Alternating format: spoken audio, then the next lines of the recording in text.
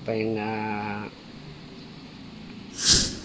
adlaw hayo nga tanan mga kabugtuang, kumusta na kamo? Ani kita padayong kita na aton church service bagamat waray ani kita yan nga Domingo, yun ang adlaw postpone kay we are under GCQ buwas yan na it's the border ni Mayor, yan na ito mag-start. So waray lani kita yan na face to face church service tugtog September 8 kay lilip na ini ni Mayor after 2 weeks. So mga bugtuan awan lani kita yan na ipadayon naton ini nga aton church a message yan ang adlaw Domingo bisan waray kita simbayan na dili face to face sa aton church, pero padayon na naton mga simbalay encourage ko nga pwede niyo ini i-review ulit-ulit niyo ini aton YouTube video amin sa yan ng Sunday August 23 2020 nga kadakitan aton teaching series or message series bainhan God's Calling aton mga kabugtuan. And part 1 amo pag very good fruit, mamunga kitahin na maupay nga mga bunga nga ini nga mga bunga papadayon tugtog pagbalik naton Ginoo. Sa padayon kita mga kabugtuan ang aton primero nga verse ani John chapter 15 verse 16. God choose you and appoint you. So you did not choose me, but I chose you and appointed you so that you might go and bear fruit that will last, and so that whatever you ask in my name, the Father will give it to you. Magpray kita mga kapatid. Panginoon, salamat sa iyong mga salita sa araw na ito. Tanggapin mo po ang aming paghingi ng kapatawaran sa aming mga kasalanan. Linisin mo po kami sa inyong precious blood para maging karapat-dapat kami sa iyong paningin sa pamagitan ng aming Panginoong Jesucristo. Pagpalain mo po ang bawat isa na nakikinig sa araw na ito at gabayan mo po kami ng inyong baraan Espiritu Santo. Lahat po ito ay amin hihingi sa pangalan ni Jesus.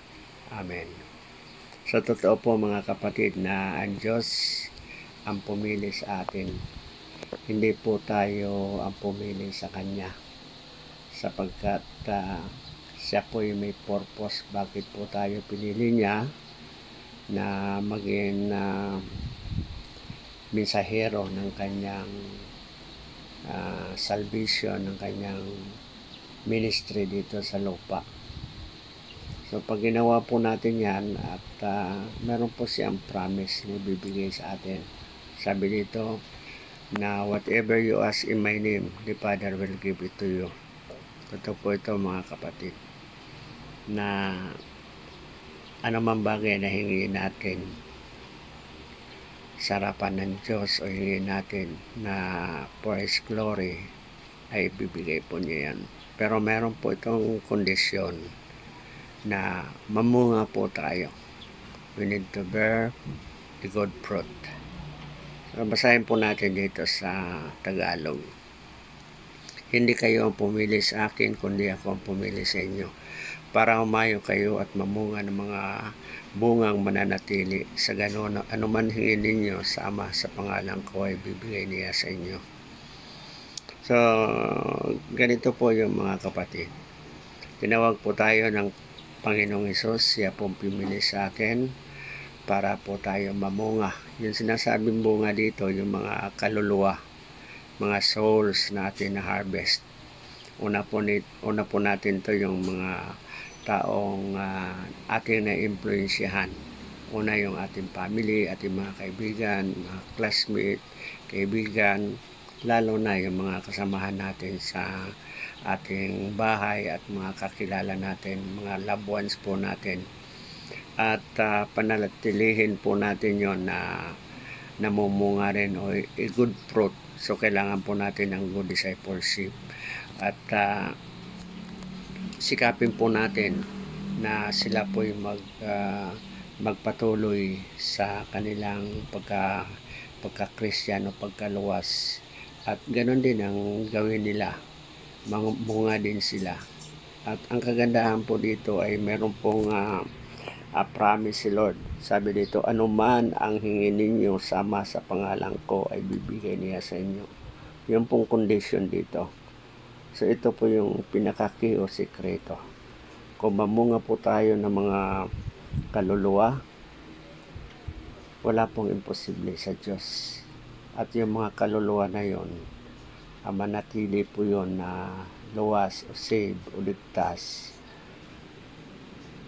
Ang promise sa atin ng Panginoon, ano man hingin natin, material, financial, good health, everything, sa pangalan ni Kristo Jesus, ibibigay po niya sa atin. So, ganun po yun. Ang pangalawa po nating verse, sabi dito, you are called according to His purpose. And we know that in all things God works for the good of those who love Him, who are being called according to His purpose. Romans 8:28.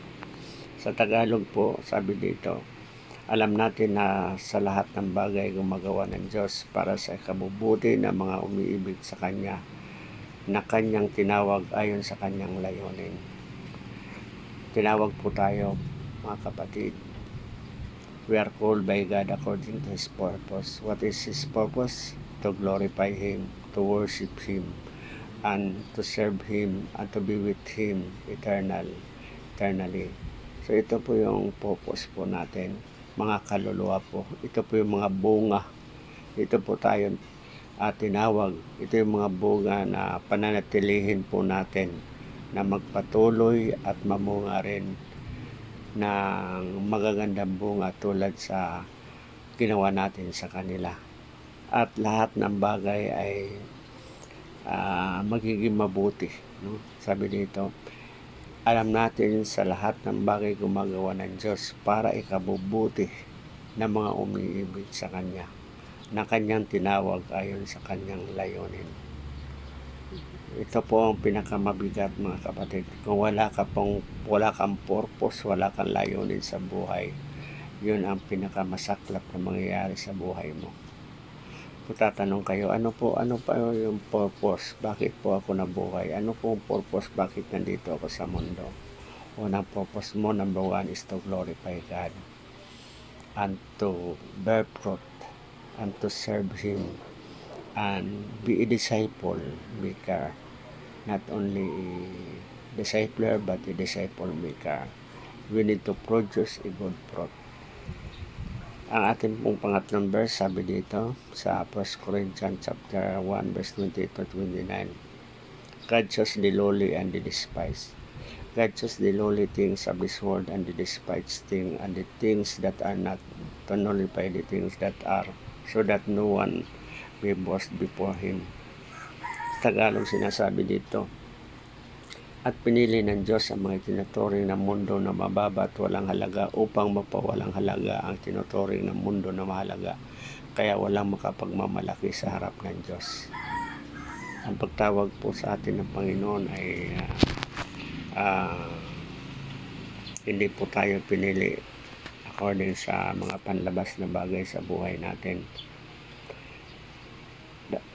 Ang nakakatuwa po dyan ay yung mga pinipili niya, yung mga taong ang iniisip na mundo ay walang halaga at walang pakinabang. Yung mga taong walang silbi sa isip nila para mapahiya mga taong nagmamalaki sa kanilang mga sarili na meron silang kakayahan at mahalaga sila kaysa sa ibang tao. So ito pagpapatunay, mga kapatid, na ang Diyos wala siyang pinapaboran, wala siyang tinitingnan sa kanyang pagpili. At kahit maging sino ka man, pipiliin ka ng Diyos. At yun, pag pinili ka ay may gagawin ng Diyos na mga imposibleng bagay sa buhay mo. At yun ay pagpatunay na kayang gawin ng Diyos ang lahat ng bagay para lang siya'y mag-glorify at mabigyan ng credit. Siya lang po ang dapat natin ipagmalaki, wala ng iba. At ang ating goal ay ganito po, ang ating layunin ng ating purpose.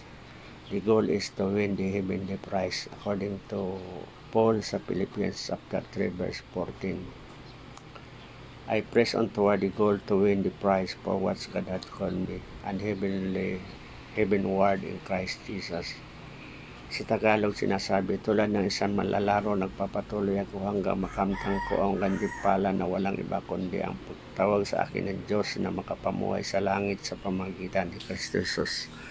Ito po yung ating goal sa buhay po natin. Heavenly goal ang ating purpose. Tulad ng mga manlalaro, ang kanilang layunin ay makamit ang grand prize, ang championship prize, ang trophy. Ang ating trophy ay ang langit, ang heaven. So ito pong purpose, ito po yung ating layunin, bakit tayo tinawag ng Diyos. So mga kapatid, pagpasikapan natin at huwag po tayong magpapadala sa mundo sa mga pagtamay sa atin, sa mga pag-persecute sa atin at sa mga pandiscourage sa atin. Patuloy po tayo sapagkat ang salita ng Diyos sinasabi, ang magpatuloy hanggang sa huli ay siya ay maliligtas. So kung tayo hindi magpatuloy, hindi po tayo maliligtas at hindi po natin makakamit ang ating tagumpay o ang ating reward in heaven. So ito lang po ang ating purpose. The one who calls you is faithful and He will do it. 1 Thessalonians chapter 5 verse 24. Tapat ang Diyos na tumawag sa inyo at gagawin niya itong mga sinasabi namin. Totoo po ito mga kapatid, na ang Diyos ang tumawag sa atin, siya ay faithful, siya ay magpapatuloy at lahat ng kanyang sinasabi, kanyang mga promise, ang kanyang mga pinagsasabi sa atin ay gagawin niya. Sa ayaw at sa hindi mo, sa gusto mo, gagawin ng Diyos ang dapat gawin para sa buhay natin. Para lang makamtan, para lang ma-reach natin yung tagumpay na bakit tayo tinawag ng Panginoon. That purpose is very important. Yung pagtawag sa atin ay hindi basta-basta. Dahil ang nagtawag sa atin hindi tao kundi siya Diyos. Siya ay makapangyarihan Diyos. At gagawin niya yan. At ipapatuloy niyang gagawin yan. Alang-alang sa pagtawag sa atin para mapagtagumpayan po natin ang lahat ng mga gagawin natin for His glory. So salamat mga kapatid sa inyong pakikinig. Ito si Life Coach Ildi Adonat nagsasabi, thank you for listening and watching.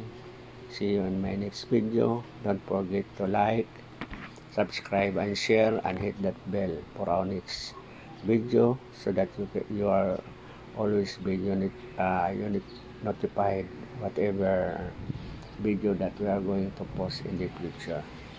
See you. God bless at magandang umaga sa inyong lahat.